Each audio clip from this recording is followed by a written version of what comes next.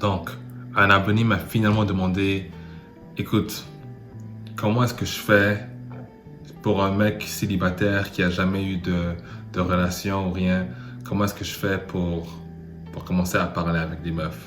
Par où je commence? Et là, j'ai déjà fait ma série que je vais probablement mettre quelque part en description ou à la fin de la vidéo. J'ai fait ma série avec Inoa qui parle en fait de ce processus, mais on va dire que je vais réitérer et que peut-être que je vais aller plus en profondeur parce qu'il y a des trucs que j'ai pas touché la dernière fois. Alors écoute bien. Il y a un truc que beaucoup de personnes, en anglais on parle de incel, et ça veut dire les gens qui pratiquent cette forme de célibat involontairement. Quand on entend ce terme, on va tout de suite dire que c'est des fous qui apportent des fusils aux écoles, mais la vérité, la définition du terme, c'est des gens qui peuvent pas engager dans des pratiques sexuelles ou romantiques. Et c'est pas leur choix, d'accord? C'est pas une décision, c'est pas des jeunes chastes. Donc, une des choses les plus communes que moi j'ai remarqué avec ces gens, c'est que la plupart d'entre eux sont pas accros à la pornographie.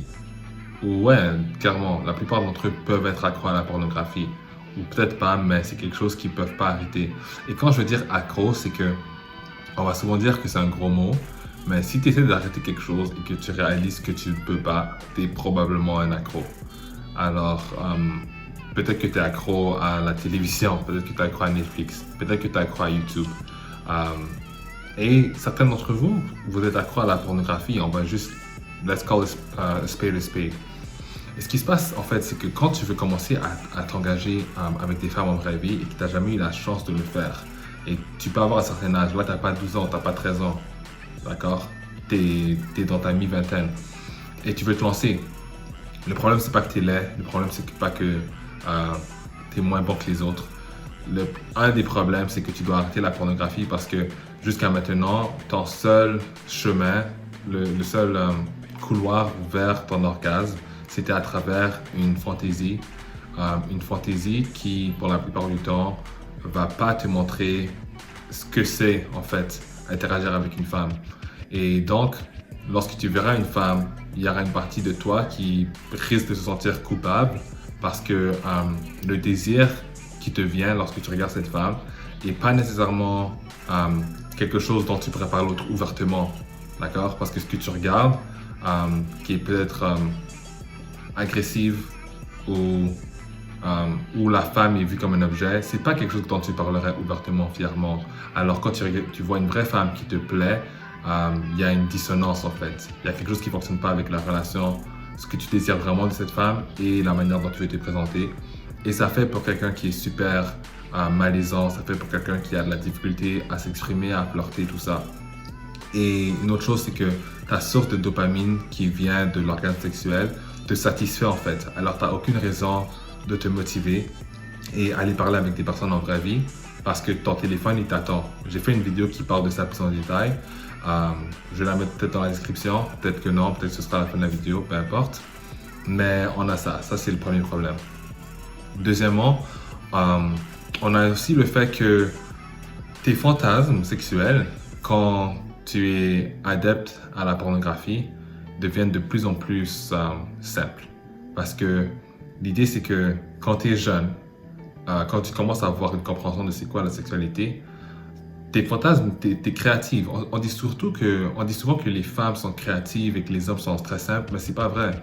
Les hommes aussi des créatifs. Quand moi je fantasmais avant d'être introduit à ce monde, à cette poubelle sur Internet, j'étais créative, d'accord? Il fallait penser à comment est-ce que tu allais plaire à la meuf, comment est-ce que vous allez vous retrouver seul, qu'est-ce qui va être dit. Il y avait plein de trucs qui amenaient à la situation.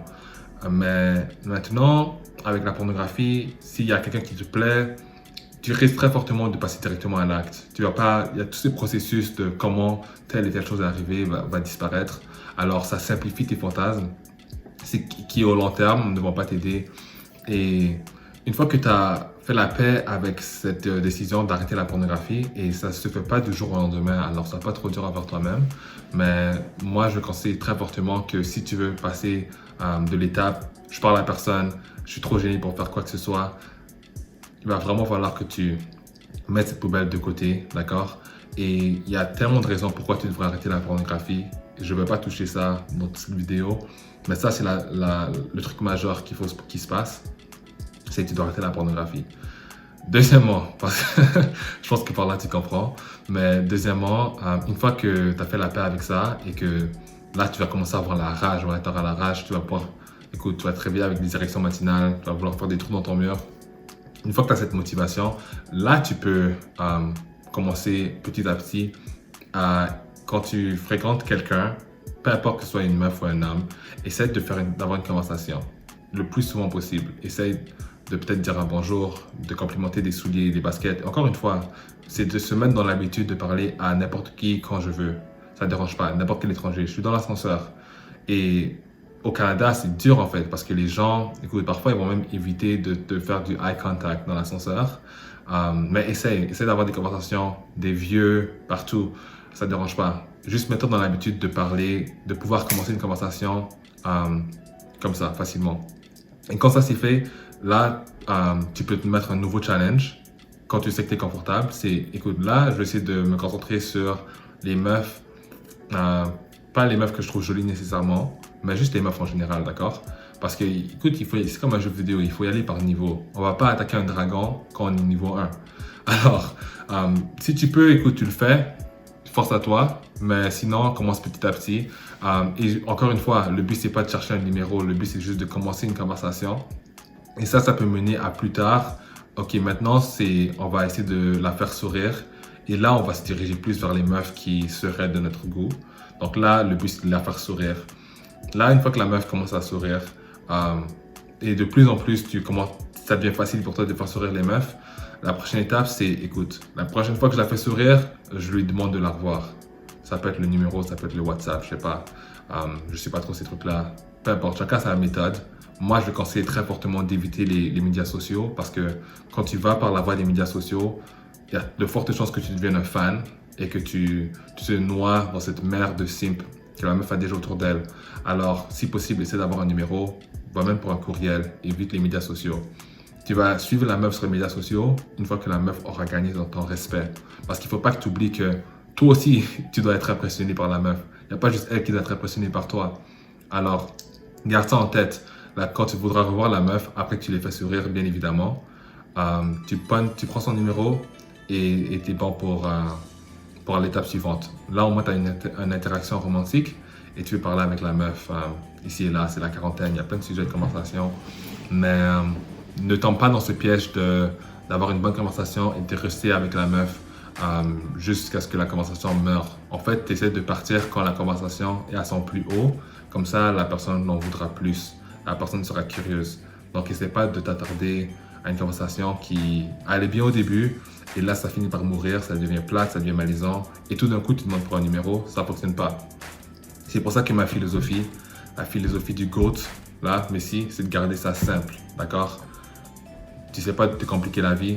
Tout ce que tu veux faire, c'est t'entraîner en suivant ce processus de ce dont j'ai parlé. Si tu es accro à la pornographie, arrête la pornographie. Après ça, tu peux commencer à parler aux gens, hommes, femmes, vieillards, ça ne dérange pas. Prendre cette habitude de parler à qui tu veux. Ensuite, tu peux commencer à faire sourire les femmes que tu préfères. Et puis après ça, tu peux les demander pour les revoir. Si cette vidéo, ça t'a aidé, écoute, laisse-moi un pouce bleu. Si tu as appris quelque chose, écris-moi en commentaire ce que tu aimerais voir la prochaine fois. Et surtout, je serais curieux. Si ma méthode t'a aidé, tu peux m'envoyer un message privé sur les médias sociaux. Bien sûr, c'est personnel. Moi, j'aimerais bien savoir si en fait ce que je dis, ça a du sens parce que autant aussi longtemps que je peux parler de ce que je veux. Moi, je ne suis pas expert dans l'art. D'accord? Moi, je fais juste dire ce qui a fonctionné pour moi. Alors, ouais, c'est ça. Sinon, on se dit à la prochaine.